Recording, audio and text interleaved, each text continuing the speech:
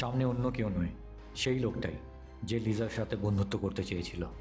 Hello Liza. Liza অবাক হয়, জানতে চায় লোকটি এখানে কেন এসেছে। লোকটির হাতে আবার একটা চকলেটটি লিজার দিকে এগিয়ে দেয়। লিজা জানায় বাড়িতে সবাই রাগারাগি করছিল। লোকটি জানতে চায় তার মানে কি ও বাড়িতে সব কিছু বলে দিয়েছে। তখন লিজা জানায় সে চকলেটের ব্যাপারে কাউকে কিচ্ছু বলেনি। লোকটি খুশি হয়ে লিজাকে স্পর্শ করে। লিজার সেই স্পর্শটা মোটেও ভালো লাগে না, ও আনইজি ফিল করে। লোকটা ওর বিশ্বাস জেতার চেষ্টা করে, ভয় পেতে মানা করে।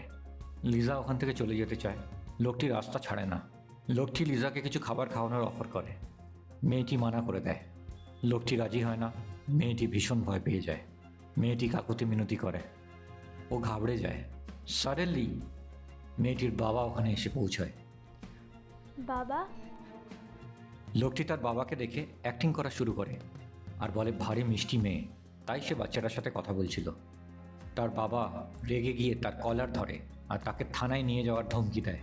এমন সময় লোকটি ধাক্কা দিয়ে তার বাবাকে ওখান থেকে পালিয়ে যায়। তুই ঠিক আছিস? তুই বাড়ি যা। তার বাবা তাকে ফলো করে। লোকটি প্রাণের ভয়ে ছুটে পালায়, কিন্তু তার বাবা ছাড়ে না, লোকটির পেছনে তাড়া করে আর ফাইনালি গিয়ে লোকটাকে ধরে নেয়, মারধর করে ওখান থেকে নিয়ে যায়। এই ভিডিওটি বাচ্চাদের অ্যাওয়ারনেসের জন্য। ভালো লাগলে লাইক, শেয়ার, কমেন্ট করুন।